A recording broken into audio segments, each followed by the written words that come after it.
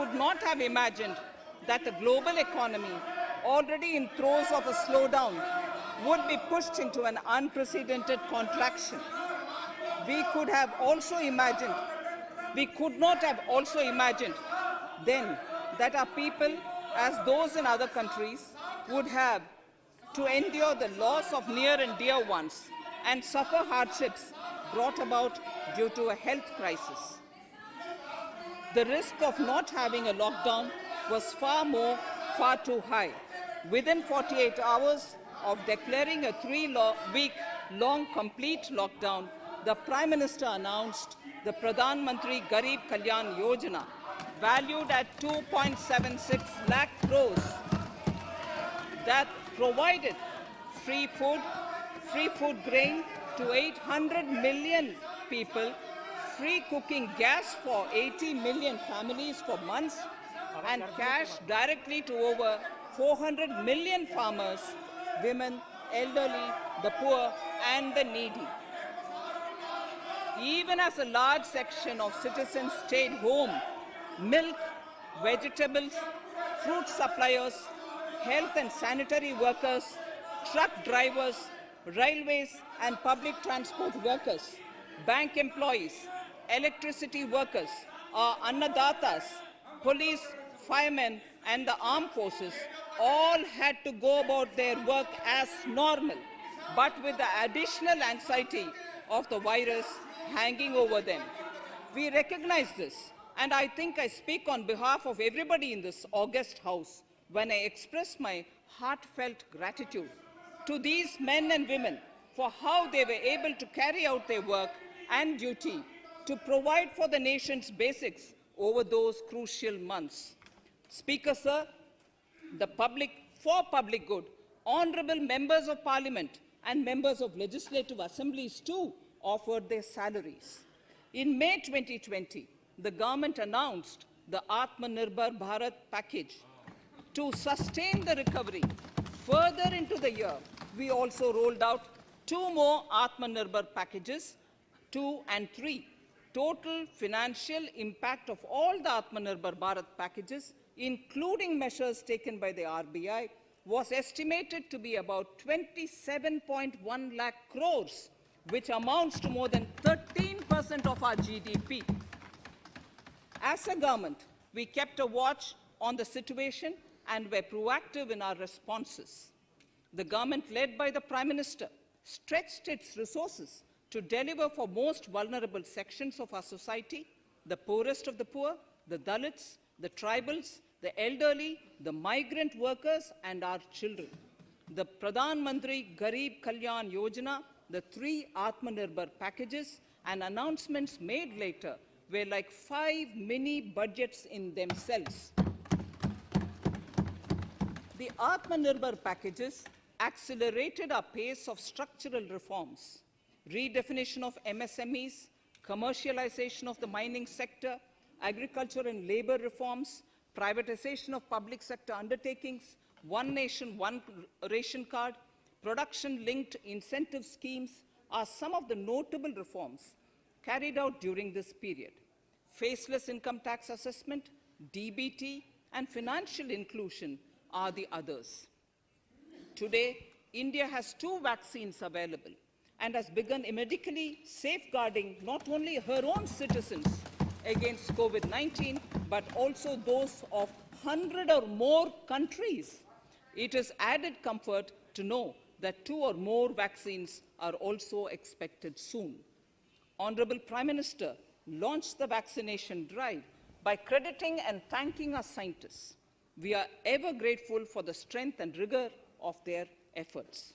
Having said that, we are all reminded time and again that our fight against COVID-19 continues into 2021. Now, just as it happened after the 2 world wars, there are signs that the political, economic, and strategic relations in the post-COVID world are changing. This moment in history is the dawn of a new era, one in which India is well poised to truly be the land of promise and hope. I borrow the words of Rabindranath Tagore: faith is the bird that feels the light and sings when the dawn is still dark. Faith is the bird that feels the light and sings when the dawn is still dark. In this spirit, I can't help but recall the joy that we as cricket-loving nation felt after the Team India's recent spectacular success in Australia. It has reminded us of all the qualities that we as a people, particularly our youth, epitomize of having abundant promise and the unsuppressed thirst to perform and to succeed. Today, data shows that India now has one of the lowest death rate of 112 per million population and one of the lowest active cases of about 130 per million. This has laid the foundation to the revival we are seeing now in the economy. This budget will be the first of this new decade. This budget will also be a digital budget, and that has happened with all your support. So far, only 3 times has a budget followed a contraction in the economy. All such contractions earlier were as a result of situations typical to India. This time, the contraction in our economy is due to a global pandemic, just like in several other countries. Having said that, I want to confidently state that our government is fully prepared to support and facilitate the economy's reset. This budget provides every opportunity for our economy to raise and capture the pace that it needs for a sustainable growth. 2021 is the year of many important milestones for our history. I mention a few of these. It is the 75th year of independence, 60 years of Goa's accession to India, 50 years of the 1971 India-Pakistan War. It will be the year of the 8th census of independent India. It will also be India's turn at the BRICS presidency, the year for our Chandrayaan-3 mission, and the Haridwar Mahakumbh.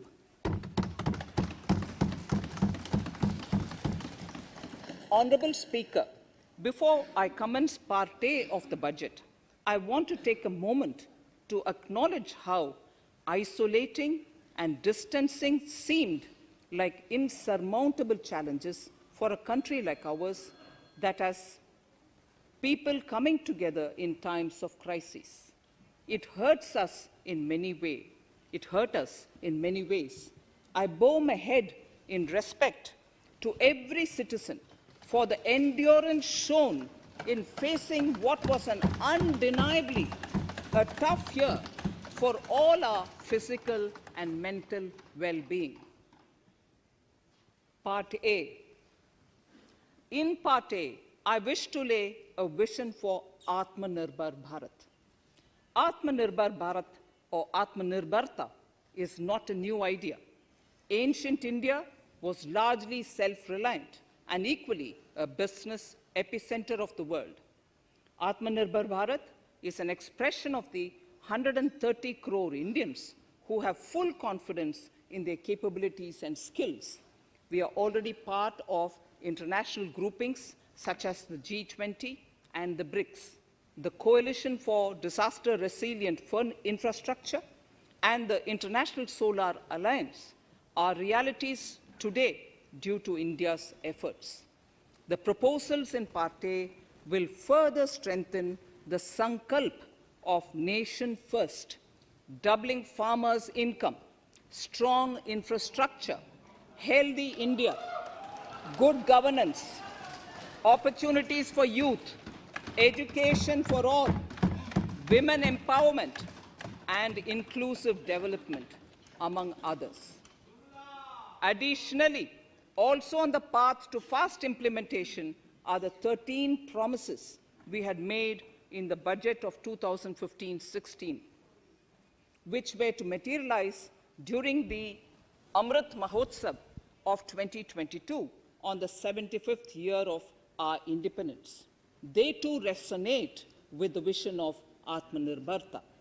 The budget proposals for 21-22 rest on 6 pillars: health and well-being, physical and financial capital and infrastructure, inclusive development for aspirational India, reinvigorating human capital, innovation and R&D, and as 6th, minimum government and maximum governance.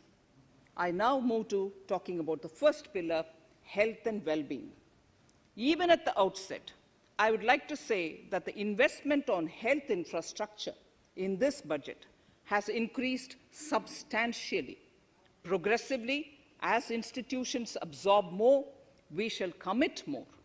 Taking a holistic approach to health, we focus on strengthening 3 areas: preventive, curative, and well-being. Health systems.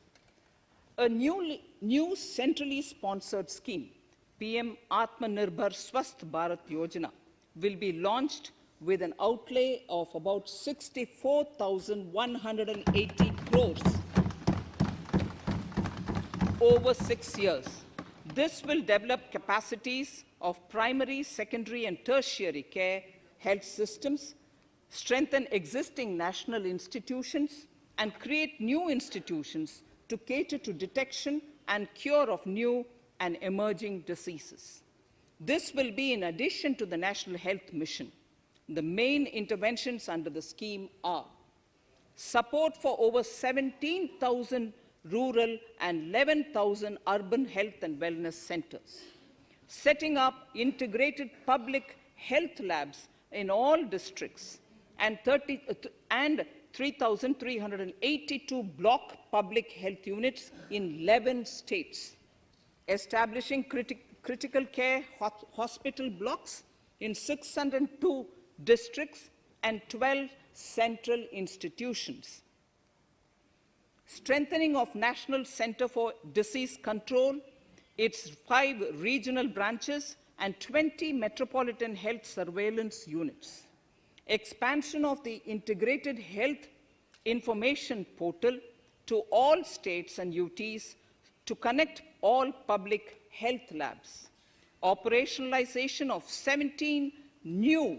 public health units, and strengthening of 33 existing public health units at points of entry, that is, at 32 airports, 11 seaports, and 7 land crossings, setting up of 15 health emergency operations centers and 2 mobile hospitals, and setting up of a National Institution for One Health, a regional research platform for WHO, World Health Organization, Southeast Asia Region Office, 9 biosafety level 3 laboratories, and 4 regional national institutes for virology.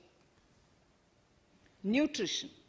To strengthen nutritional content, delivery, outreach, and outcome, we will merge the supplementary nutrition program and the Poshan Abhiyan and launch the Mission Poshan 2.0. We shall adopt an intensified strategy to improve nutritional outcomes across 112 aspirational districts. Universal coverage of water supply. The World Health Organization has repeatedly stressed the importance of clean water, sanitation, and clean environment as a prerequisite to achieving universal health. The Jal Jeevan Mission Urban will be launched. It aims at universal water supply in all 4,378 urban local bodies with 2.86 crores household tap connections, as well as liquid waste management in 500 Amrit cities. It will be implemented over 5 years with an outlay of 2,87,000 crores. Swachh Bharat and Swasth Bharat. For further Swachhata of urban India, we intend to focus on complete fecal sludge management and wastewater treatment, source segregation of garbage, reduction in single-use plastic, reduction in air pollution by effectively managing waste from construction and demolition activities, and bioremediation of all legacy dump sites. The Urban Swachh Bharat Mission 2.0 will be implemented with a total financial allocation of 1,41,678 crores over a period of 5 years from 2021. Clean air. To tackle the burgeoning problem of air pollution, I propose to provide an amount of 2,217 crores of rupees for 42 urban centers with a million-plus population in this budget. Scrapping policy. We are separately announcing, Honorable Speaker, a voluntary vehicle scrapping policy to phase out old and unfit vehicles. This will help in encouraging fuel-efficient, environment-friendly vehicles, thereby reducing vehicular pollution and oil import bills. Vehicles would undergo fitness tests in automated fitness centers after 20 years in case of personal vehicles and after 15 years in case of commercial vehicles. Details of the scheme will be separately shared by the ministry. Vaccines. The pneumococcal vaccine, a made-in-India product, is presently limited to only 5 states. It will be rolled out across the country. This will avert more than 50,000 child deaths annually. Honorable Speaker, I have provided 35,000 crores of rupees for COVID-19 vaccine in this year 21-22. I am committed to provide further funds if required. So the budget outlay for health and well-being is 2,23,846 crores in this BE 21-22, as against the BE of only 94,452 crores, and it marks an increase of 137%. The details of the same are at Annexure 1 of the speech. Honorable Speaker, I now move to the second pillar, physical and financial capital and infrastructure. Atmanirbhar Bharat, production-linked incentive schemes are things which I would like to place an emphasis. For a $5 trillion economy, our manufacturing sector has to grow in double digits on a sustained basis. Our manufacturing companies need to become an integral part of global supply chains, possess core competence and cutting-edge technology. To achieve all of the above, PLI schemes to create manufacturing global champions for an Atmanirbhar Bharat have been announced for 13 sectors. For this, the government has committed nearly 1.97 lakh crores over 5 years starting this financial year. This initiative will help bring scale and size in key sectors, create and nurture global champions, and provide jobs to our youth. Textiles. To enable the textile industry to become globally competitive, attract large investments, and boost employment generation, a scheme of Mega Investment Textiles Park will be launched in addition to the PLI schemes. This will create world-class infrastructure with plug-and-play facilities to create global champions in exports. 7 textile parks will be established over 3 years. Infrastructure. The National Infrastructure Pipeline, which I announced in December 2019, is the first of its kind. Whole of government exercise ever undertaken by Government of India. The NIP was launched with 6,835 projects. The project pipeline has now expanded to 7,400 projects.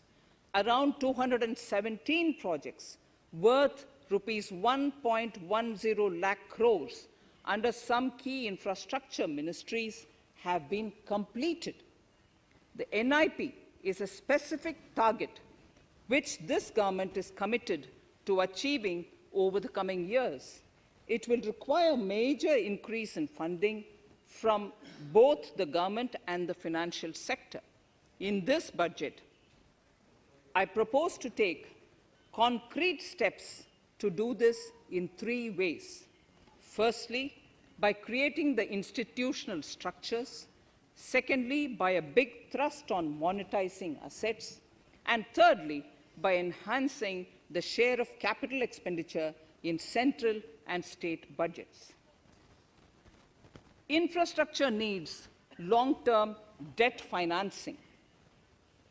A professionally managed development financial institution is necessary to act as a provider, enabler, and catalyst for infrastructure financing. Accordingly, I shall introduce a bill to set up a development financial institution.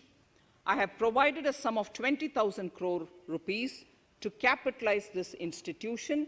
The ambition is to have a lending portfolio of at least 5 lakh crores for this DFI within 3 years' time. Debt financing of InvITs and REITs by foreign portfolio investors will be enabled by making suitable amendments in the relevant legislations. This will further ease access of finance to InvITs and REITs, thus augmenting funds for infrastructure and real estate sectors. Asset monetization. Monetizing operating public infrastructure. Monetizing operating public infrastructure assets is a very important financing option for new infrastructure construction. A national monetization pipeline of potential brownfield infrastructure assets will be launched. An asset monetization dashboard will also be created for tracking the progress and to provide visibility to investors. Some important measures in the direction of monetization are National Highways Authority of India and the PGCIL each have sponsored one InvIT that will attract international and institutional investors. 5 operational roads with an estimated enterprise value of 5,000 crores of rupees are being transferred to the NHAI InvIT. Similarly, transmission assets of value 7,000 crores will be transferred to the PGCIL InvIT. Railways will monetize dedicated freight corridor assets for operations and maintenance after commissioning. A next lot of airports will be monetized for operations and management concessions. Other core infrastructure assets that will be rolled out under the asset monetization programs are NHAI operational toll roads, 2 transmission assets of PGCL, 3 oil and gas pipelines of GAIL, Gas Authority of India Limited, IOCL and HPCL, Airports Authority of India airports in Tier 2 and 3 cities, other railway infrastructure assets, warehousing assets of CPSE, such as the Central Warehousing Corporation and NAFED, among others, and sports stadiums. Sharp increase in capital budget. In the BE 2020-21, we had provided for 4.12 lakh crores for capital expenditure. It was our effort that in spite of resource crunch, we should spend more on capital, and we are likely to end this year at around 4.39 lakh crores, which I have provided in the RE of 2020-2021. For 21-22, I propose a sharp increase in capital expenditure and thus have provided 5.54 lakh crores, which is 34.5% more than the BE of 2020-2021. Of this, I have kept a sum of more than 44,000 crores in the budget head of the Department of Economic Affairs to be provided for projects, programs, or departments that show good progress in capital expenditure and are in need of further funds. Over and above this expenditure, we would also be providing more than 2 lakh crores to states and autonomous bodies for their capital expenditure.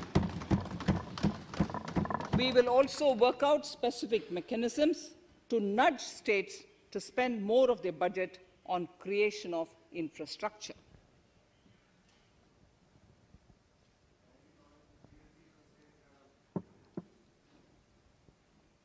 Roads and highways infrastructure.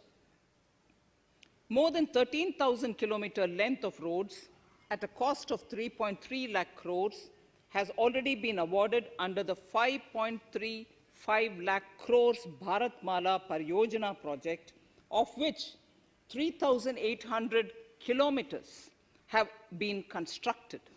By March 2022, we would be awarding another 8,500 kilometers and complete an additional 11,000 kilometers of national highway corridors.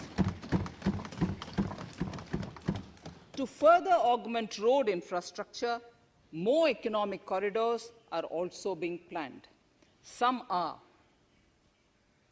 3,500 kilometers of national highway works in the state of Tamil Nadu at an investment of 1.03 lakh crores. These include Madurai-Kollam corridor, Chittoor-Tachur corridor, and construction will start next year. Second, 1,100 kilometers of national highway works in the state of Kerala at an investment of 65,000 crores, including 600 kilometer section of Mumbai-Kanyakumari corridor in Kerala. Third, 675 kilometers of highway works in the state of West Bengal at a cost of 25,000 crores, including upgradation of existing road Kolkata-Siliguri.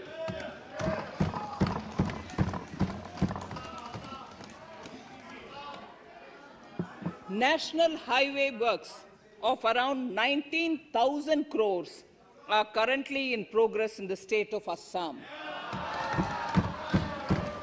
Further works of more than 34,000 crores covering more than 1,300 kilometers of national highways will be undertaken in the state in the coming 3 years. Some of the flagship corridors and other important projects that would see considerable activity in 2021-22 are in Annexure 2 to my speech. I am also providing an enhanced outlay of 1,18,101 crores for Ministry of Road Transport and Highways, of which 1,08,230 crores is for capital, the highest ever provided. Railway infrastructure. Honorable Speaker, sir, Indian Railways have prepared a National Rail Plan for India 2030. The plan is to create a future-ready railway system by 2030. Bringing down the logistic costs for an industry is at the core of our strategy to enable Make in India. It is expected that Western Dedicated Freight Corridor and Eastern Dedicated Freight Corridor will be commissioned by June 2022. The following additional initiatives are also proposed. The Sonnagar-Gomo sections, 263 kilometers of Eastern Dedicated Freight Corridor, will be taken up in PPP mode in this year itself. Gomo-Dankuni section of 274.3 kilometers will be also taken up shortly in short succession. We will undertake future dedicated freight corridor projects, namely East Coast Corridor from Kharagpur to Vijayawada, East-West Corridor from Bhusawal to Kharagpur to Dankuni, and North-South Corridor from Itarsi to Vijayawada. Detailed project reports will be undertaken in the first phase. Broad gauge route kilometers, RKM as they refer to, electrified is expected to reach 46,000 kilometers, 46,000 RKMs. That is 72% by end of 2021 from 41,548 RKMs on 1st October 2020. 100% electrification of broad gauge routes will be completed by December 2023. For passenger convenience and safety, the following measures are being proposed. We will introduce the aesthetically designed Vista Dome LHB coach on tourist routes to give better travel experience to passengers. The safety measures undertaken in the past few years have borne results. To further strengthen this effort, high-density network and highly utilized network routes of Indian Railways will be provided with an indigenously developed automatic train protection system that eliminates train collision due to human error. I am providing a record sum of 1,10,055 crores for railways, of which 1,07,100 crores is for capital expenditure only. Urban infrastructure. We will work towards raising the share of public transport in urban areas through expansion of metro rail networks and augmentation of city bus services. A new scheme will be launched at a cost of 18,000 crores to support augmentation of public bus transport services. The scheme will facilitate deployment of innovative PPP models to enable private sector players to finance, to acquire, to operate, and to maintain over 20,000 buses. The scheme will boost the automobile sector, provide fillip to economic growth, create employment opportunities for our youth, and enhance ease of mobility for urban residents. A total of 702 kilometers of conventional metro is operational, and another 1,016 kilometers of metro and RRTS is under construction in 27 cities. Two new technologies, that is Metro Light and Metro Neo, will be deployed to provide metro rail systems at much lesser cost with same experience, convenience, and safety in Tier 2 cities and peripheral areas of Tier 1 cities also. Central counterpart funding will be provided to Kochi Metro Railway Phase 2 of 11.5 kilometer at a cost of 1,957.05 crores. Chennai Metro Railway Phase 2 of 118.9 kilometers at a cost of 63,246 crores. Bengaluru Metro Railway Project Phase 2A and 2B of 58.19 kilometers at a cost of 14,788 crores. Nagpur Metro Rail Project Phase 2 and Nashik Metro at a cost of 5,976 crores and 2,092 crores respectively. Power infrastructure.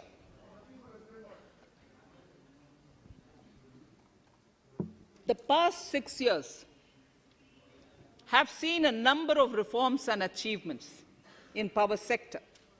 We have added 139 gigawatts of installed capacity, connected an additional 2.8 crore households, and added 1.41 lakh circuit kilometers of transmission lines. The distribution companies across the country are monopolies, either government or private. There is a need to provide choice to the consumers by promoting competition.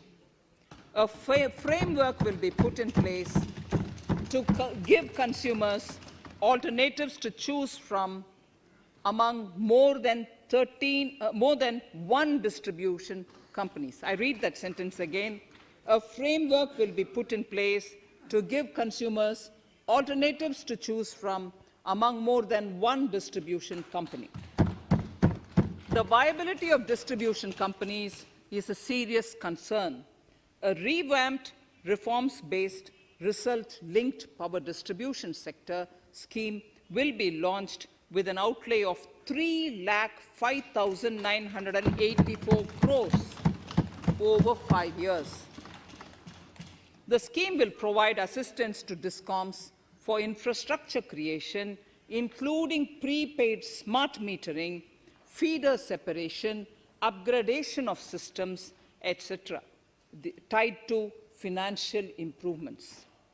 Prime Minister, while speaking at the third Reinvestment Conference in November 2020, had announced plans to launch a comprehensive national hydrogen energy mission. It is now proposed to launch a hydrogen energy mission in 2021-22 for generating hydrogen from green power sources. Ports, shipping and waterways. Major ports will be moving from managing their operational services on their own to a model where a private partner will manage it for them. For the purpose, 7 projects worth more than 2,000 crores will be offered by the major ports on private-public partnership mode in FY 21-22. A scheme for promoting flagging of merchant ships in India will be launched by providing subsidy support to Indian shipping companies in global tenders floated by ministries and CPSCs. An amount of 1,624 crores will be provided over 5 years. This initiative will enable greater training and employment opportunities for Indian seafarers, besides enhancing Indian companies' share in global shipping. India has enacted Recycling of Ships Act in 2019 and acceded to the Hong Kong International Convention. Around 90 ship recycling yards at Alang in Gujarat have already achieved HKC-compliant certificates. Efforts will be made to bring more ships to India from Europe and Japan. Recycling capacities of around 4.5 million light displacement ton LDT will be doubled by 2024. This is expected to generate an additional 1.5 lakh jobs for our youth. Petroleum and natural gas. Our government has kept fuel supplies running across the country without interruption during the COVID-19 lockdown period. Taking note of the crucial nature of the sector in people's lives, the following key initiatives are being announced. 1. Ujjwala scheme, which has benefited 8 crore households, will be extended to cover 1 crore more beneficiaries. We will add 100 more districts in next 3 years to the city gas distribution network. A gas pipeline project will be taken up in the Union Territory of Jammu and Kashmir. An independent gas transport system operator will be set up for facilitation and coordination of booking of common carrier capacity in all natural gas pipelines on a non-discriminatory open access basis. Financial capital. I propose to consolidate the provisions of the SEBI Act 1992, Depositories Act 1996, Securities Contracts Regulation Act 1956, and Government Securities Act 2007 into a rationalized single Securities Markets Code. The government would support the development of a world-class fintech hub at the GIFT Ifsc. To instill confidence amongst the participants in corporate bond market during times of stress and to generally enhance secondary market liquidity, it is proposed to create a permanent institutional framework. The proposed body would purchase investment-grade debt securities both in the stressed and normal times and help in the development of the bond market. In the budget 2018-19, government had announced its intent to establish a system of regulated gold exchanges in the country.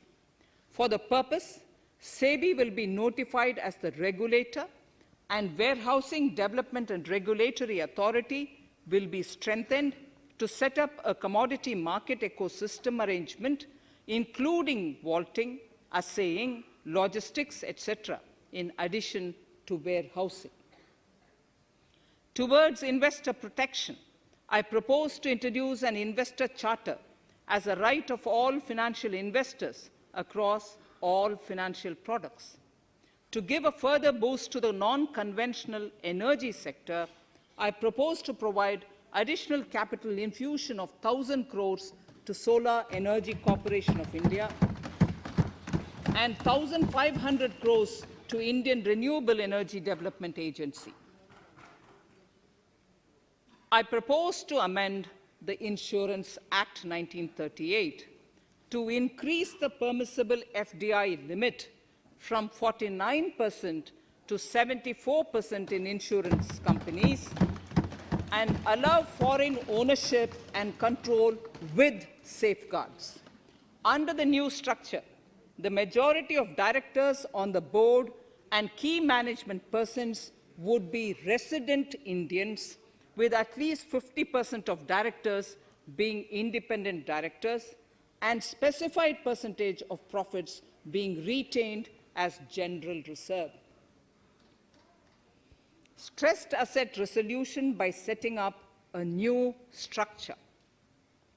The high level of provisioning by public sector banks of their stressed assets calls for a measure to clean up the bank books.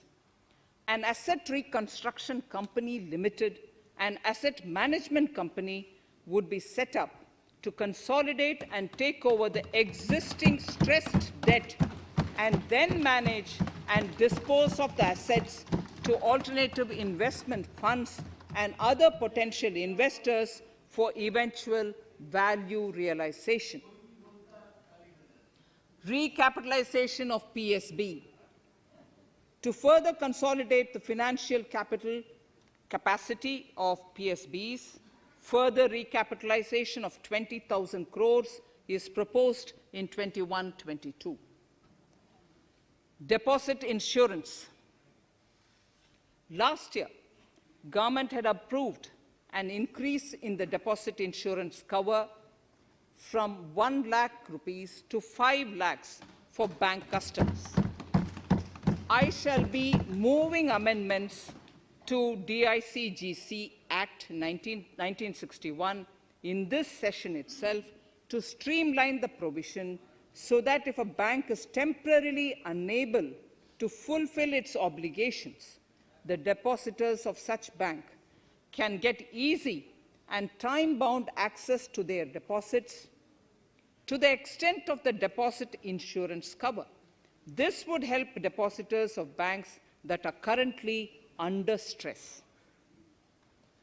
To improve credit discipline, while continuing to protect the interest of small borrowers, for NBFCs with minimum asset size of 100 crores, the minimum loan size eligible for debt recovery under the Securitization and Reconstruction of Financial Assets and Enforcement of Security Interests Frbm Act 2002, it is proposed to be reduced from the existing level of 50 lakhs to 20 lakhs. Company matters.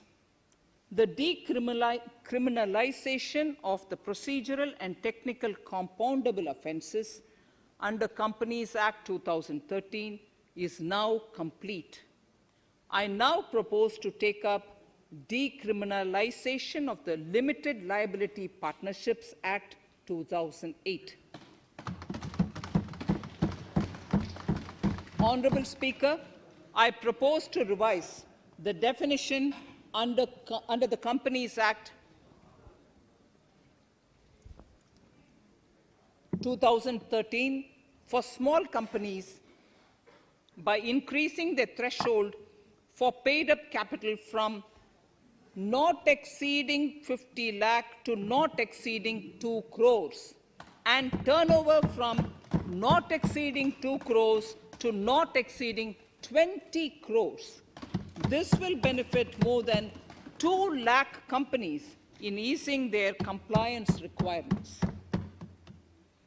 As a further measure which directly benefits startups and innovators, I propose to incentivize the incorporation of one-person companies by allowing one-person companies to grow without any restriction on paid-up capital and turnover, allowing their conversion into any other type of company at any time, reducing the residency limit for an Indian citizen to set up an one-person company from 182 days to 120 days, and allow also non-resident Indians to incorporate OPCs in India. This will be a big boost for startups. To ensure faster resolution of cases, the NCLT framework will be strengthened, e-court system shall be implemented, and alternate methods of debt resolution and special framework for MSMEs shall be introduced. During the coming fiscal, we will be launching data analytics, artificial intelligence, machine learning driven MCA 2.1 version to MCA 21 version 3.0. MCA 21 version 3.0. This version 3.0 will have additional modules for e-scrutiny, e-adjudication, e-consultation, and compliance management. Disinvestment and strategic sale. In spite of COVID-19, we have kept working towards strategic disinvestment.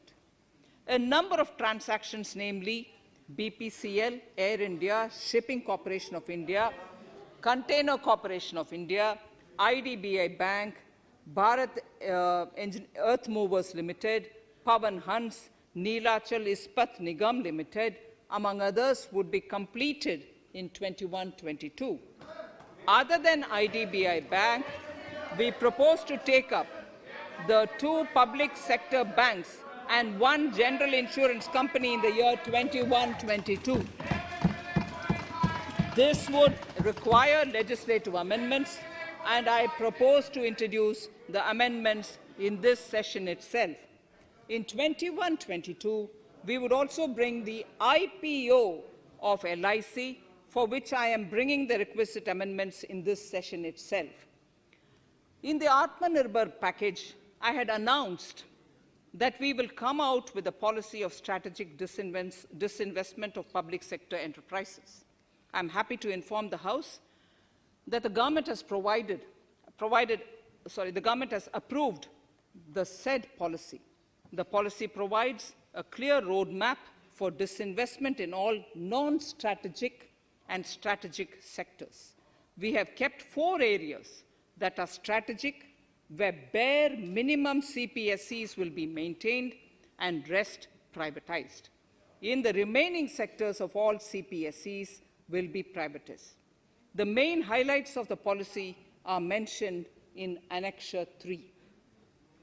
To fast forward the disinvestment policy, I'm asking NITI to work out on the next list of centre public sector companies that would be taken up for strategic disinvestment. To similarly incentivize states to take to disinvestment of their public sector companies, we will work out an incentive package of central funds to states. Idle assets will not contribute to Atmanirbhar Bharat.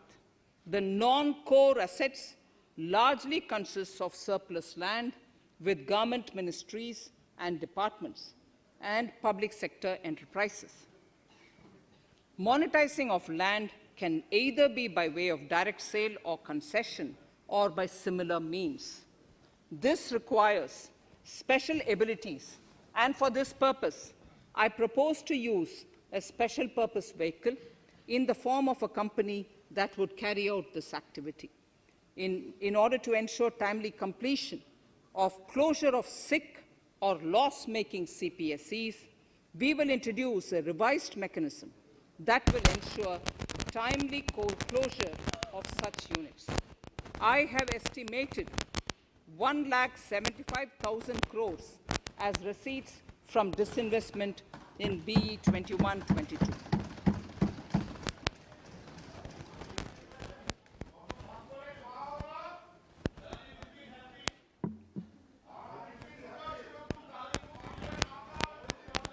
Government financial reforms. Under the Treasury single account, the TSA system, autonomous bodies directly draw funds from the government's account at the time of actual expenditure, saving interest costs.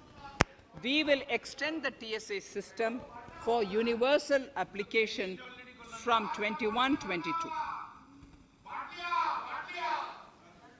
On the recommendation of the 15th Finance Commission, we have undertaken a detailed exercise to rationalize and bring down the number of centrally sponsored schemes. This will enable consolidation of outlays for better impact. The government is committed to the development of multi-state cooperatives and will provide all support to them. To further streamline the ease of doing business for cooperatives, I propose to set up a separate administrative structure for them. So the third pillar of Atmanirbhar Bharat, inclusive development for aspirational India. Honorable Speaker, sir, under this pillar, I will cover agriculture and allied sectors, farmers' welfare and rural India, migrant workers and labour, and financial inclusion. Agriculture. Our government is committed to the welfare of farmers. The MSP regime has undergone a sea change to assure price that is at least 1.5 times the cost of production across all commodities.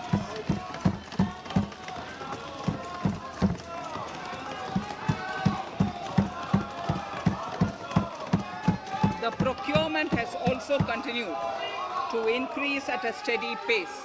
This has resulted in increase in payment to farmers substantially. In case of wheat, a total amount paid to farmers in 2013-14, Honorable Speaker, sir, the data that I give now is important for all honorable members to kindly hear. In case of wheat, the total amount paid to farmers in 2013-14 was 33,874 crores. In 2019-20, it was 62,802 crores. And even better, Honorable Speaker, in 2020-2021, this amount paid to farmers was 75,060 crores.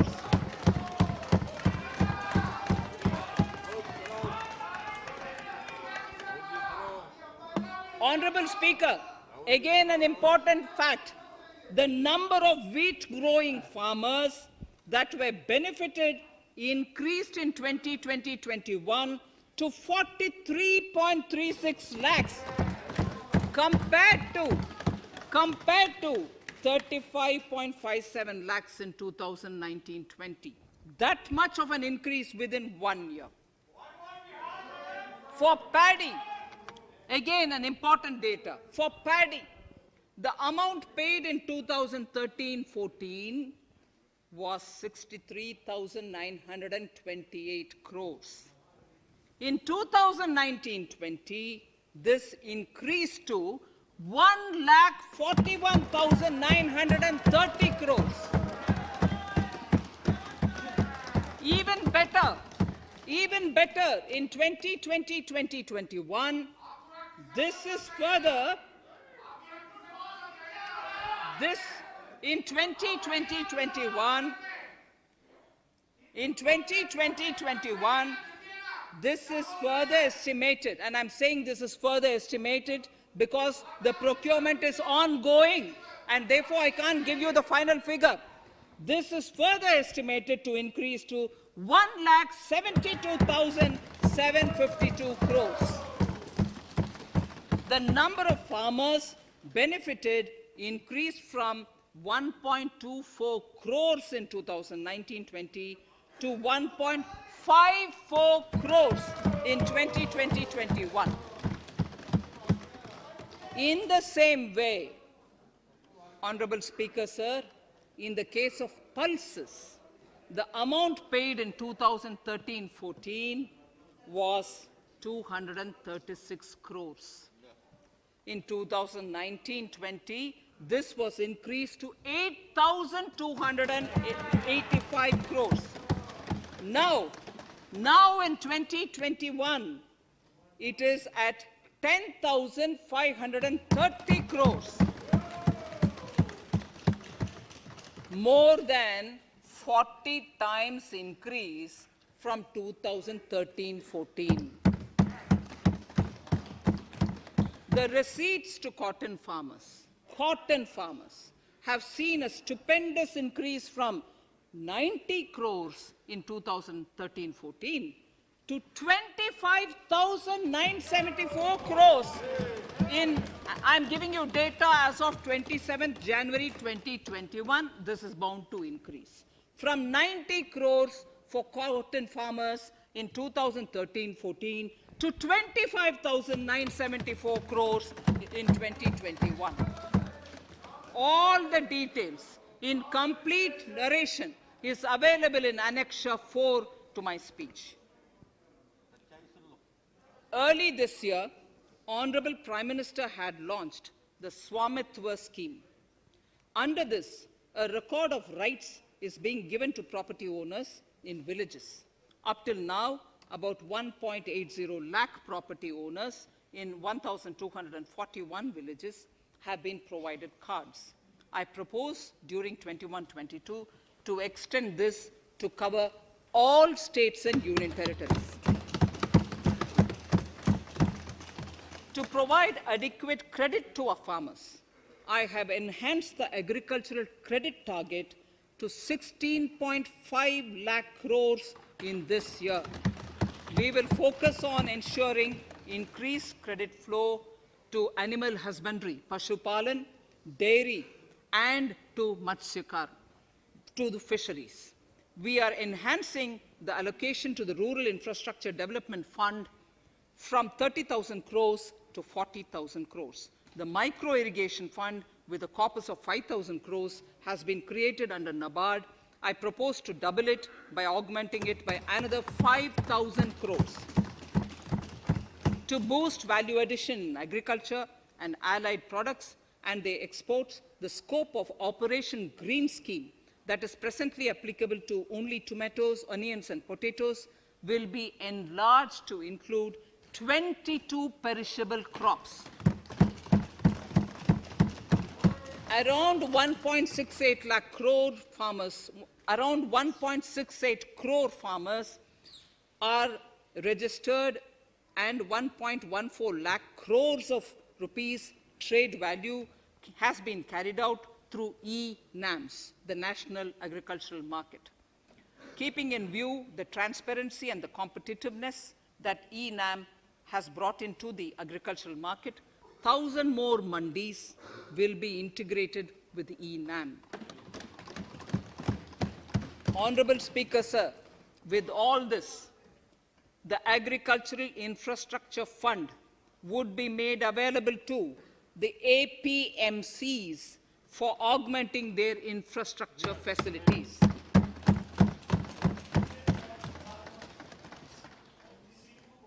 Fisheries. I'm proposing substantial investments in the development of modern fishing harbors and fish landing centers.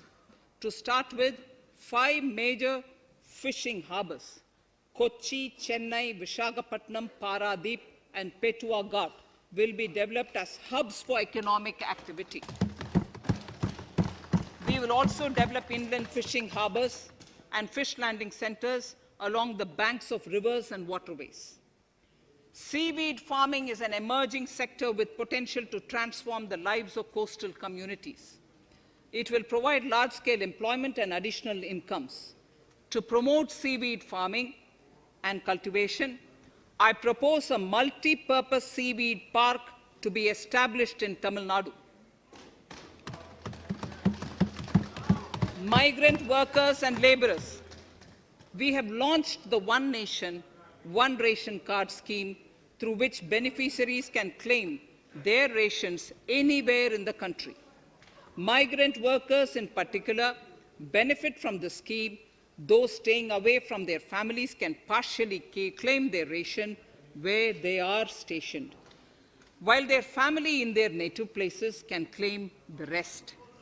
I'm happy to inform you that One Nation, One Ration Card plan is under implementation by 32 states and union territories,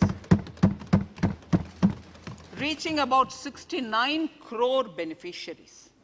That's a total of 86% beneficiaries covered. The remaining 4 states and UTs will be integrated in the next few months. To further extend our efforts towards the unorganized labor force, migrant workers in particular, I propose to launch a portal that will collect relevant information on gig workers, building and construction workers, among others. This will help formulate health, housing, skill, insurance credit, and food schemes for all migrant workers. We will conclude a process that began 20 years ago with the implementation of the 4 labor codes. For the first time globally, social security benefits will be extended to gig and platform workers.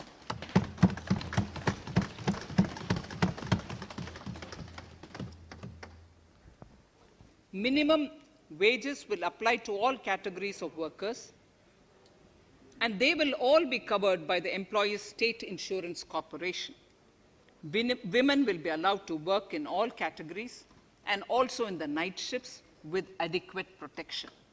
At the same time, compliance burden on employers will be reduced with a single registration and licensing and online returns.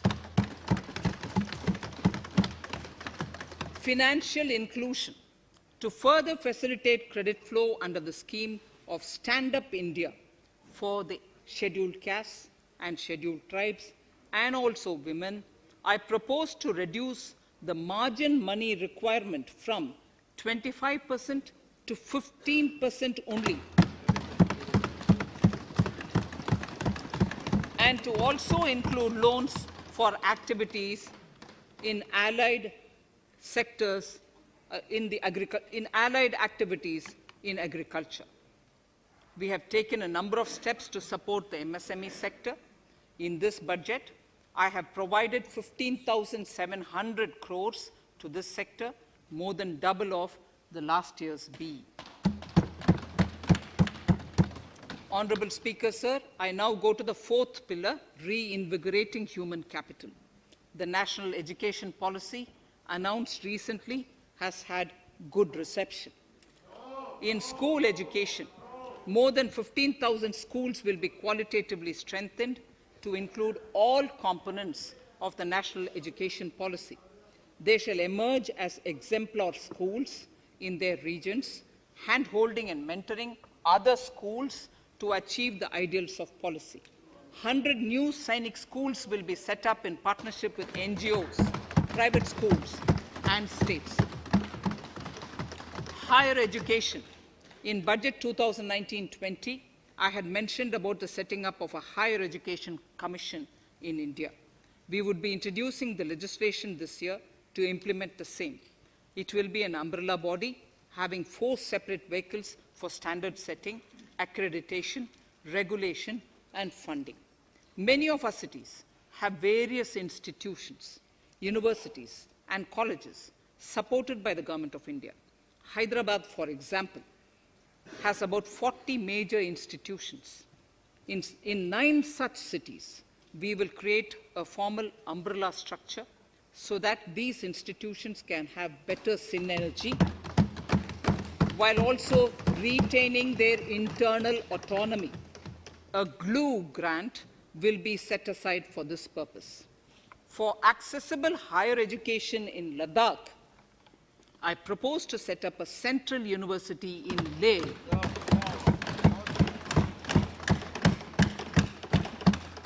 The other important projects to be taken up as a part of the NEP are listed in Annexure 5. Scheduled caste and scheduled tribes welfare. We have set ourselves a target of establishing 750 Eklavya model residential schools in our tribal areas. I propose to increase the unit cost of each such school from 20 crores, which is what it is now, to 38 crores, and for hilly and difficult areas to 48 crores. This would help creating robust infrastructure facilities for our tribal students. We have revamped the post-metric scholarship scheme for the welfare of scheduled caste students. I have also enhanced the central assistance in this regard. We are allotting 35,219 crores for 6 years till 25-26 to benefit 4 crores scheduled caste students. Skilling. In 2016, we had launched the National Apprenticeship Promotion Scheme.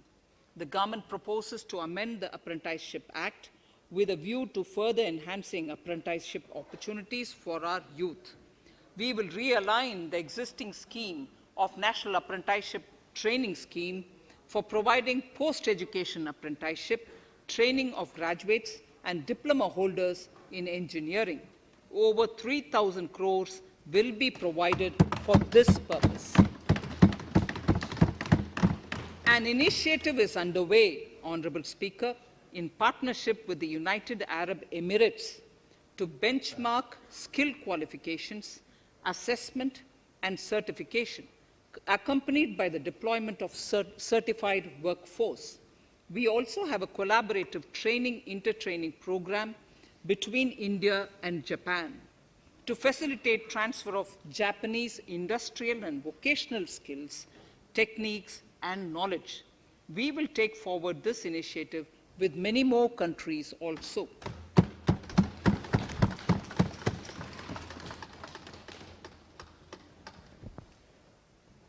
innovation and R&D. In my budget speech of 2019, I had announced the National Research Foundation. We have now worked out the modalities, and the NRF outlay will be of 50,000 crores over 5 years. It will ensure that the overall research ecosystem in the country is strengthened with focus on identified national priority thrust areas. There has been a manifold increase in digital payments in the recent past. To give a further boost to digital transactions, I earmarked 1,500 crores for a proposed scheme that will provide financial incentive to promote digital mode of payment. We will undertake a new initiative, National Language Translation Mission. This will enable the wealth of governance and policy-related knowledge on the internet being made available in major Indian languages. The new Space India Limited, a PSU under the Department of Space, will execute the PSLV CS-51 launch, carrying the Amazonia satellite from Brazil, along with a few smaller Indian satellites. As part of the Gaganyaan mission activities, 4 Indian astronauts are being trained on generic spaceflight aspects in Russia. The first unmanned launch is slated for December 2021. Our oceans are a storehouse of living and non-living resources.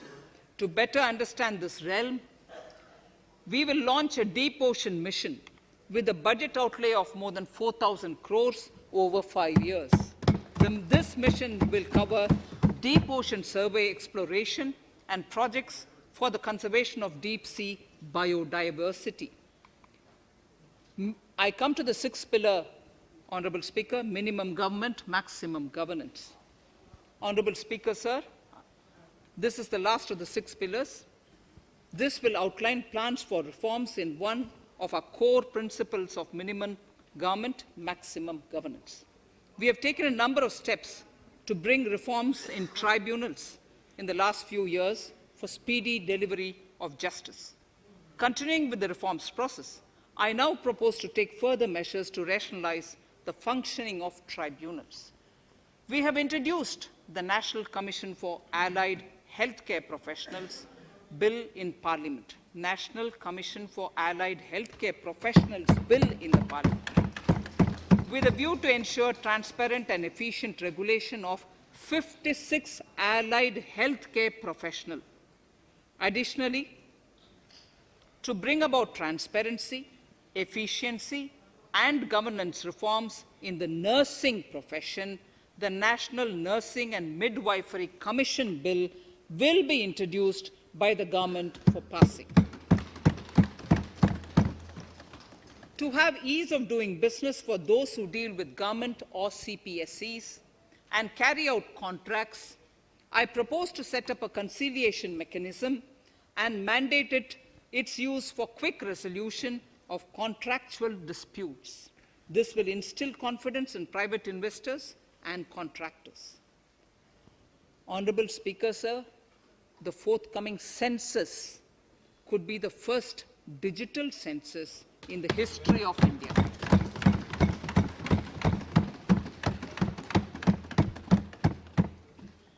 For this monumental milestone-marking task, I have allocated 3,768 crores in this year, 21-22.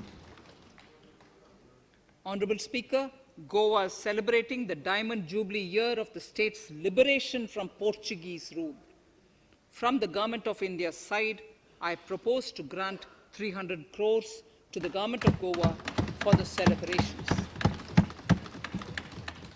I propose to provide 1,000 crores for the welfare of tea workers, especially women and children in Assam and West Bengal. A special scheme will be devised for the same.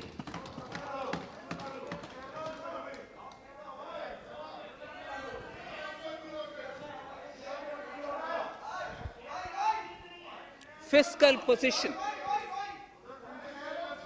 Fiscal position. In these last few paragraphs of Part A of my speech, I draw the attention of this august House to the fact that at the beginning of the current financial year, the pandemic's impact on the economy resulted in a weak revenue inflow. This was combined with high expenditure to provide essential relief to vulnerable sections of the society, especially the poor, the women, scheduled castes, and scheduled tribes. Unlike many other countries, we opted for a series of medium-sized packages during the pandemic so that we could calibrate and target our response according to the evolving situation. Once the health situation stabilized and the lockdown was being slowly lifted, we switched to ramping up government spending so as to revive domestic demand. As a result, against an original BE expenditure of 30.42 lakh crores for 2020-21, our RE estimates are 34.50 lakhs, 30.42 now within the year going up to 34.5 lakh crores. We have maintained quality of expenditure. The capital expenditure estimated in the RE is 4.39 lakh crores as against 4.12 lakh crores in the BE stage. So the beginning of the year, we had marked only 4.12 lakh, whereas it is 4.39 lakh crores as we end the year. Fiscal deficit in RE 2020-2021 is pegged at 9.5% of the GDP. Fiscal deficit in RE 2020 to 2021 is pegged at 9.5% of GDP.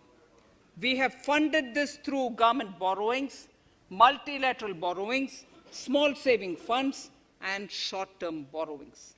We would need another 80,000 crores, for which we would be approaching the market in these 2 months.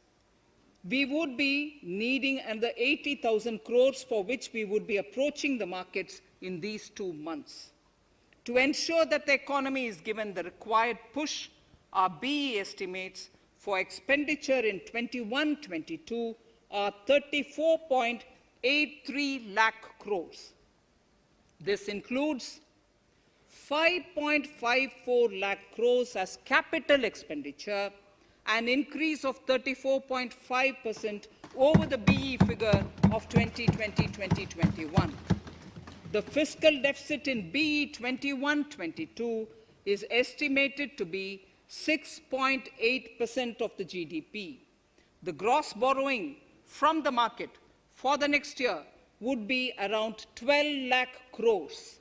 We plan to continue with our path of fiscal consolidation and intend to reach the fiscal deficit level below 4.5% of the GDP by 2025-2026, with a fairly steady decline over the period. We hope to achieve the consolidation by first increasing the buoyancy of tax revenue through improved compliance, and secondly, by increased receipts from monetization of assets, including public sector enterprises and land. The Contingency Fund of India is being proposed to be augmented. The Contingency Fund of India is being proposed to be augmented from 500 crores to 30,000 crores through Finance Bill. In accordance with the views of the 15th Finance Commission, we are allowing a normal ceiling of net borrowing for the states at 4% of GSDP for the year 21-22. A portion of the ceiling will be earmarked to be spent on incremental capital expenditure. Additional borrowing ceiling of 0.5% of the GSDP will also be provided, subject to conditions. States will be expected to reach a fiscal deficit of 3% of GSDP by 2023-24, as recommended by the 15th Finance Commission. In the July 2019-20 budget, I introduced the Statement 27 on extra budgetary resources.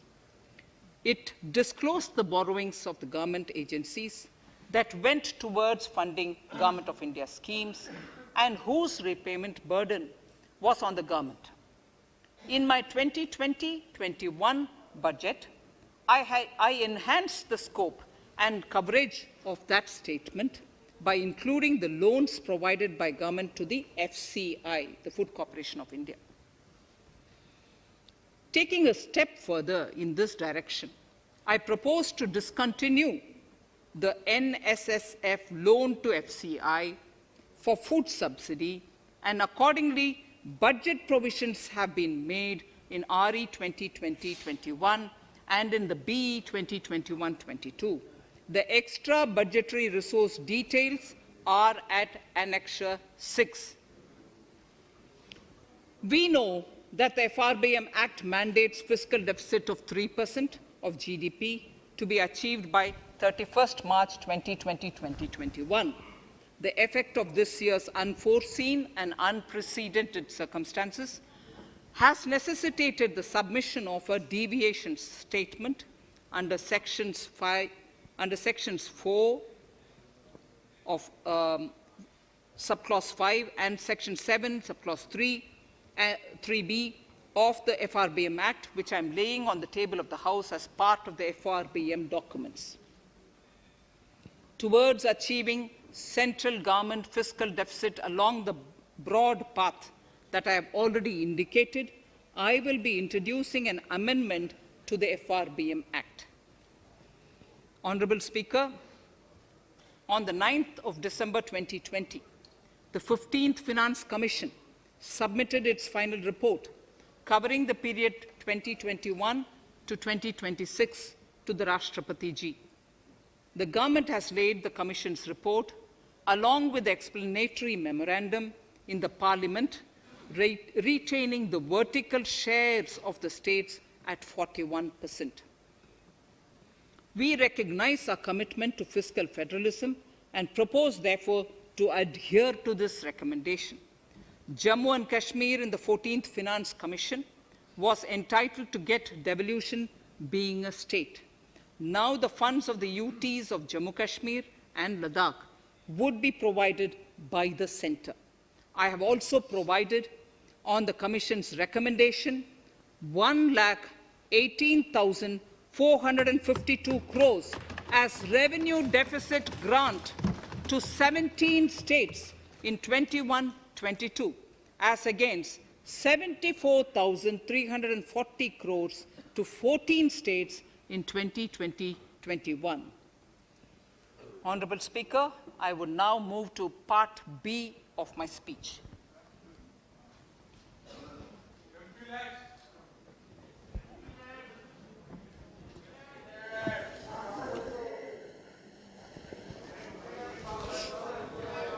Honourable Speaker, the world is facing a serious challenge of the pandemic and its aftershock. In these trying times, when many economies are struggling to revive, our people and our industry have exhibited remarkable resilience. As I mentioned already, post-pandemic, a new world order seems to be emerging, one in which Asia is poised to occupy a prominent position, and India will have a leading role therein. In this scenario, our tax system has to be transparent, efficient, and should promote investments and employment in our country. At the same time, it should put minimum burden on our taxpayers. I borrow the words of Thiruvalluvar, the saint. ஏற்றலும் ஈட்டலும் காத்தலும் காத்த வகுத்தலும் நல்ல வல்லதரசு. A king or a ruler is the one who creates and acquires wealth, protects and distributes it for common good. Tirukkural. Direct tax proposals. Keeping this in mind, the words of Tirukkural, our government introduced a series of reforms in the direct tax system for the benefit of our taxpayers and economy. Few months prior to the pandemic, in order to attract investments, we slashed our corporate tax rate to make it among the lowest in the world. The dividend distribution tax too was abolished. The burden of taxation on small taxpayers was eased by increasing rebates. In 2020, the return filers saw a dramatic increase to 6.48 crores from 3.31 crores in 2014. In the direct tax administration, we had recently introduced the faceless assessment and faceless appeal. I now seek to take further steps to simplify the tax administration, ease compliance, and reduce litigation. Relief to senior citizens. I begin my direct tax proposals by offering my pranam to our senior citizens. Many of them, despite having foregone several basic necessities of their own, have strived to build our nation. Now, in the 75th year of independence of our country, when we continue our endeavor with renewed vigor, we shall reduce compliance burden on our senior citizens who are 75 years of age and above. For senior citizens who only have pension and interest income, I propose exemption from filing their income tax returns.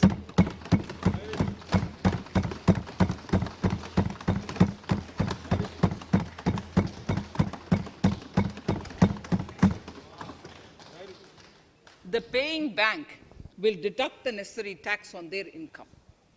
Reduction in time for income tax proceedings. This is a very key announcement, if you ask me. Honorable Speaker, presently an assessment can be reopened up to 6 years and in serious tax fraud cases for up to 10 years. As a result, taxpayers have to remain under uncertainty for a very long time. I therefore propose to reduce this time limit for reopening of assessments to 3 years from the present 6 years.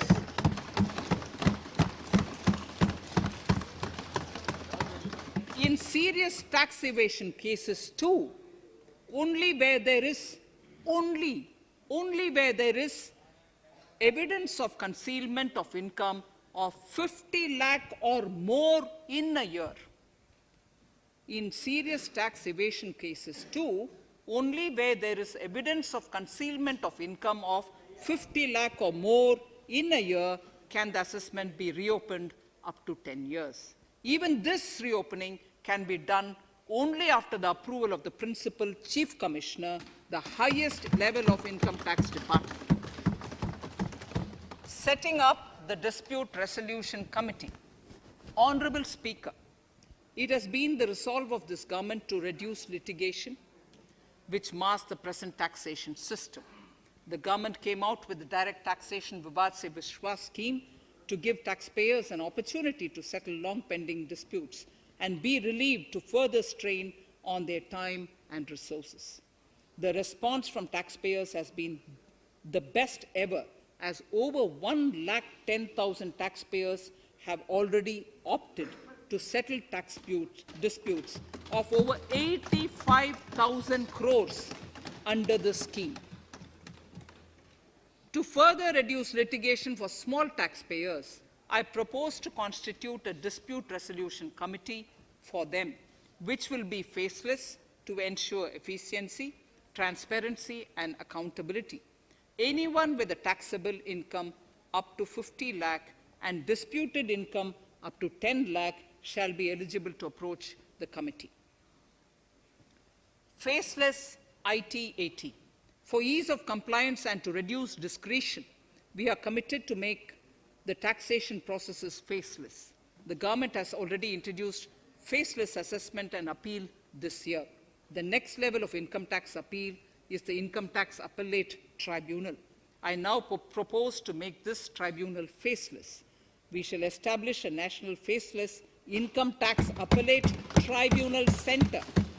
All communication between the tribunal and the appellant shall be electronic. Where personal hearing is needed, it shall be done through video conferencing. Relaxations to NRI. When non-resident Indians return to India, they have issues with respect to their accrued incomes in their foreign retirement accounts. This is usually due to mismatch in taxation period. They also face difficulties in getting credit for Indian taxes in foreign jurisdictions.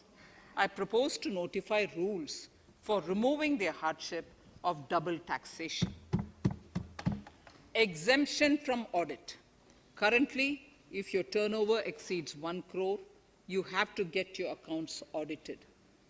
In February 2020 budget, I had increased the limit for tax audit to 5 crores for those who carry out 95% of their transactions digitally. To further incentivize digital transactions and to reduce compliance burden, I propose to increase this limit for tax audit for such persons from 5 crores to 10 crores. Relief for dividend. In the previous budget, I had abolished the dividend distribution tax in order to incentivize investment. Dividend was made taxable in the hands of shareholders. Now, in order to provide ease of compliance, I propose to make dividend payment to rate and InvIT exempt from TDS. Further, as the amount of dividend income cannot be estimated correctly by the shareholders for paying advance tax, I propose to provide that advance tax liability on dividend income shall arise only after the declaration or payment of dividend. Also, for the foreign portfolio investors, I propose to enable deduction of tax on dividend income at lower treaty rate. Attracting foreign investment into infrastructure sector. In the last budget, for attracting foreign investment in the infrastructure sector, we had granted 100% tax exemption, subject to certain conditions, to foreign sovereign wealth funds and pension funds on their income from investment in Indian infrastructure.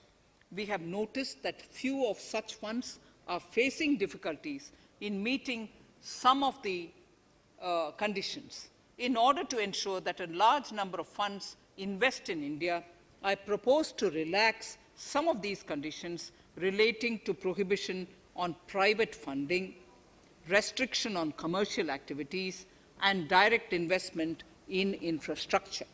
In order to allow funding of infrastructure by issue of zero-coupon bonds, I propose to make notified infrastructure debt funds eligible to raise funds by issuing tax-efficient zero-coupon bonds. Affordable housing.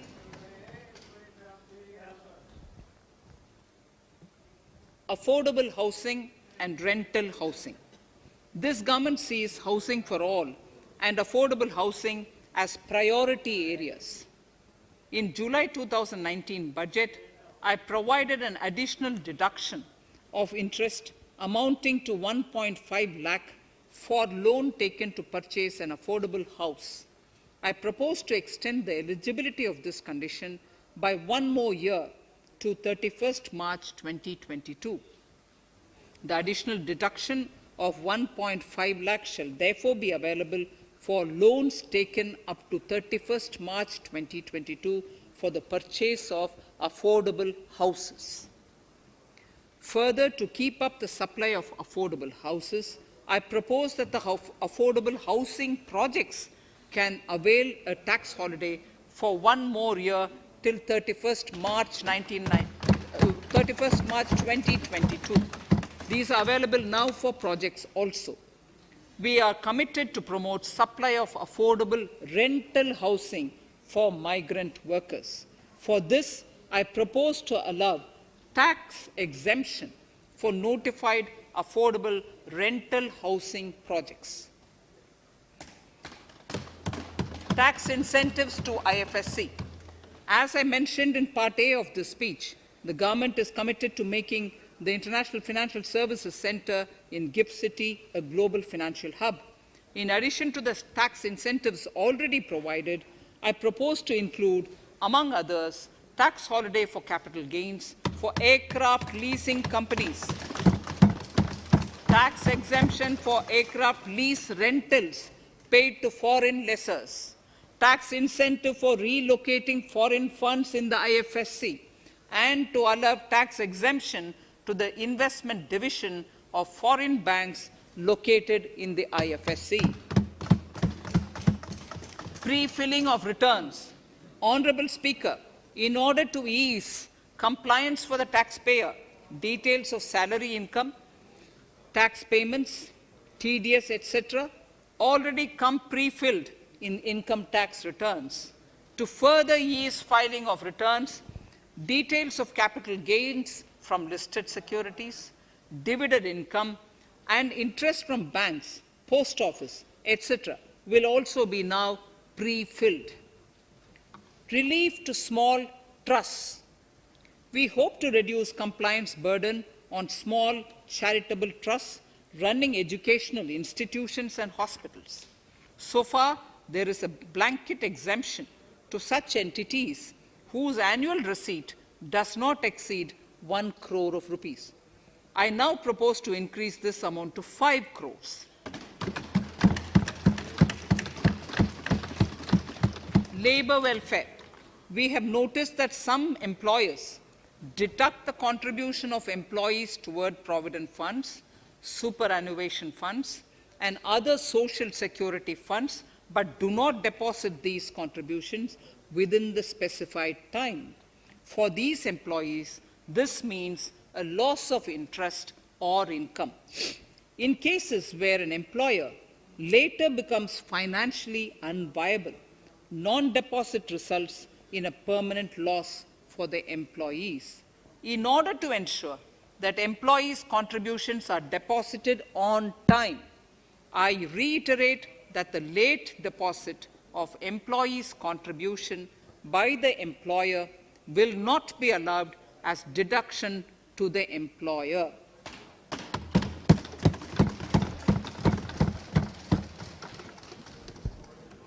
Incentives for startups.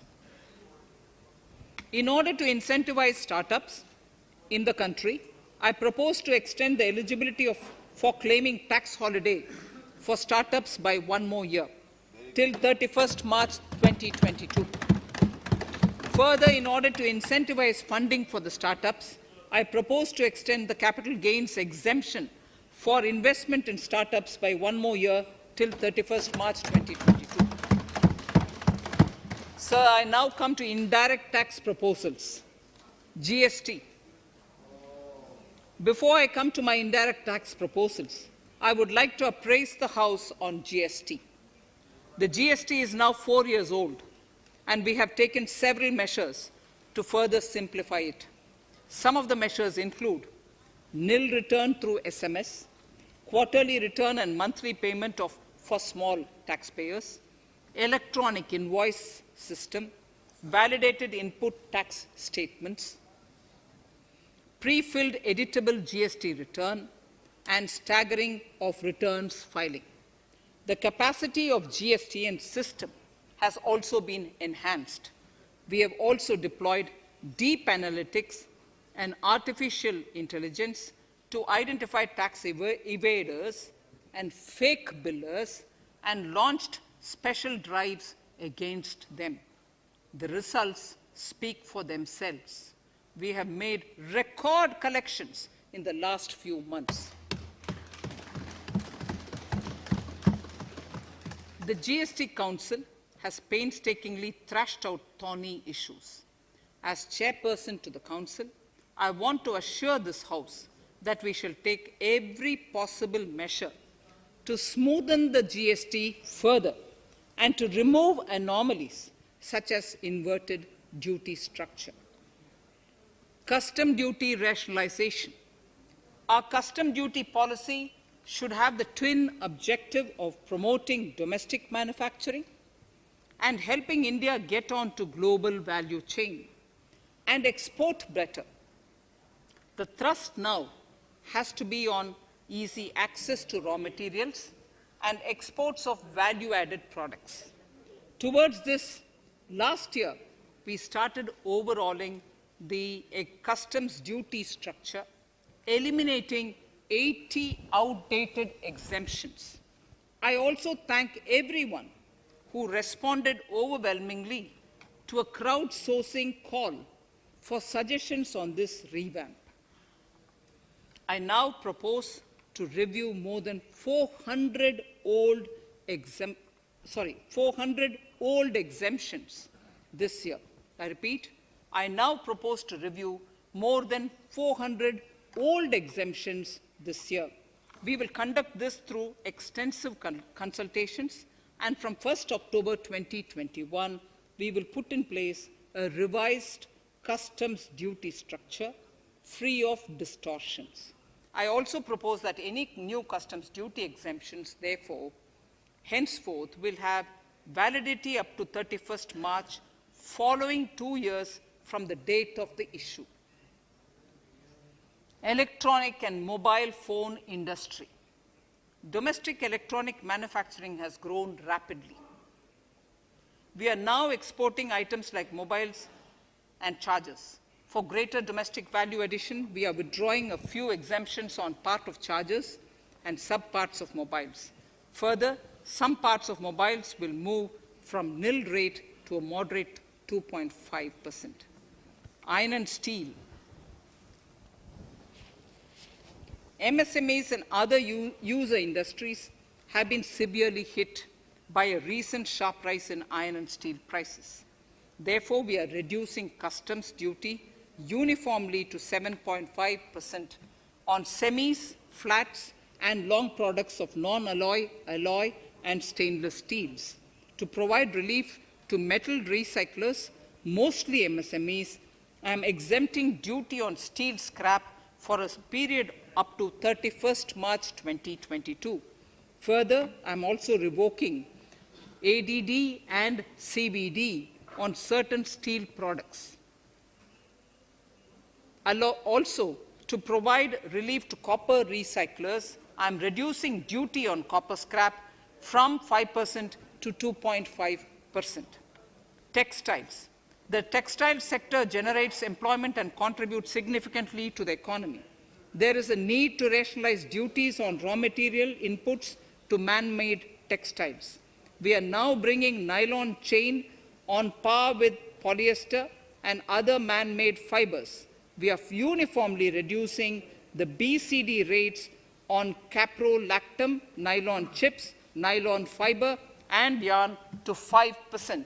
This will help the textile industry, MSMEs, and also overall exports.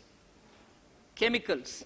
We have calibrated customs duty rates on chemicals to encourage domestic value addition and to remove inversions. Apart from other items, we are reducing customs duty on naphtha to 2.5% to correct inversion. Gold and silver presently attract a basic customs duty of 12.5%.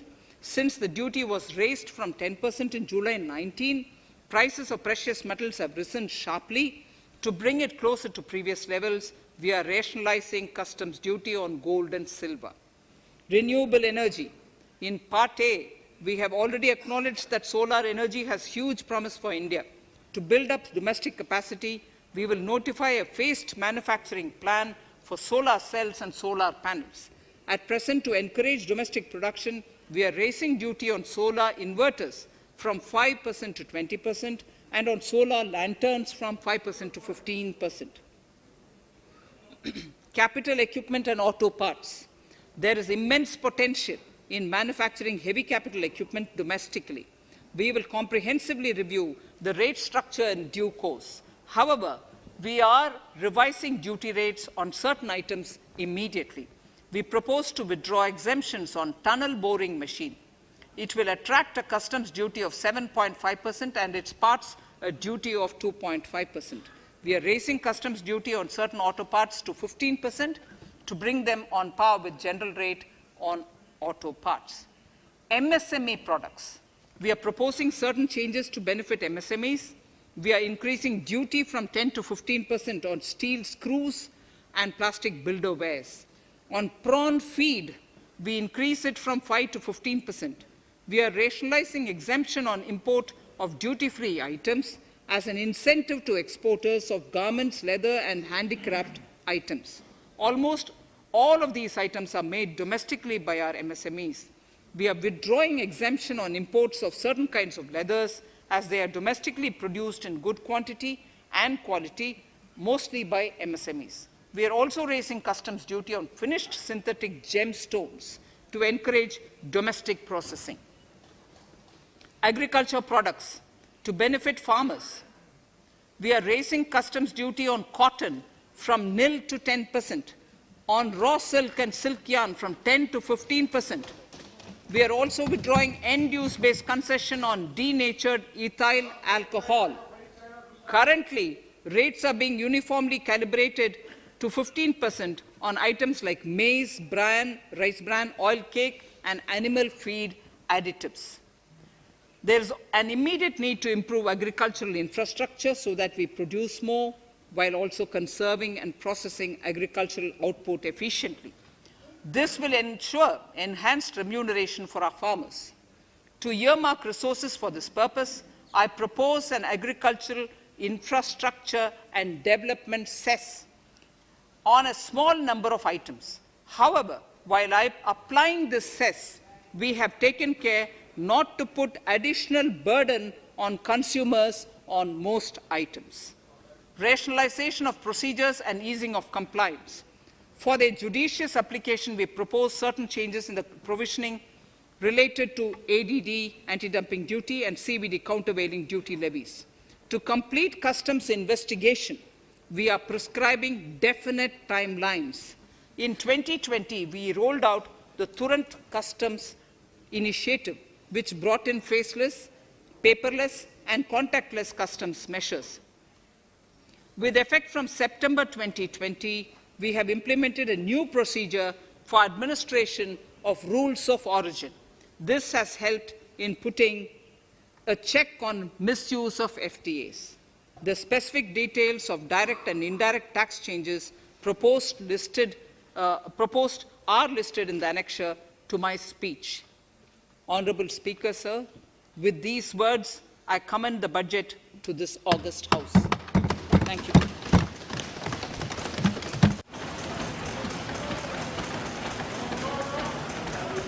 Item number 1, माननीय मंत्री जी, item number 1।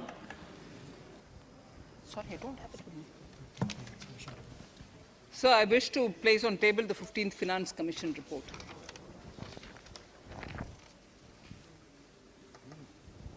Item number 3, माननीय मंत्री जी। So, I wish to lay on the table the following statements under Section 3(1) of the Fiscal Responsibility and Budget Management Act 2003, the medium-term fiscal policy, fiscal policy strategy statement, and macroeconomic framework statement.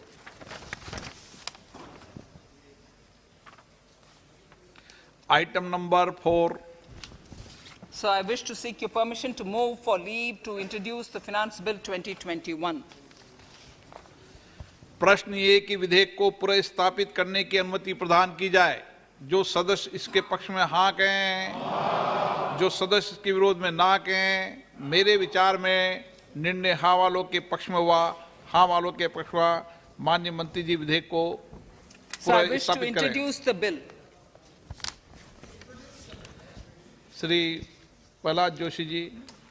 With your permission, I rise to present the 18th report of Business Advisory Committee. माननीय सदस्यगण, माननीय वित्त मंत्री जी के budget भाषण की प्रतियां प्रकाशक plug पर उपलब्ध है। सदस्य अपनी प्रति प्रकाशन प्लग से प्राप्त कर सकते हैं। माननीय सदस्यगण, जैसा कि आपको समाचार 2 के माध्यम से पहले सूचित किया जा चुका है कि बजट की प्रतियां आपको मेंबर्स पोर्टल के माध्यम से उपलब्ध कराई जा रही है। सभा की कार्रवाई मंगलवार दिनांक 2 फरवरी 2021 को दोपहर 4 बजे तक के लिए स्थगित की जाती है।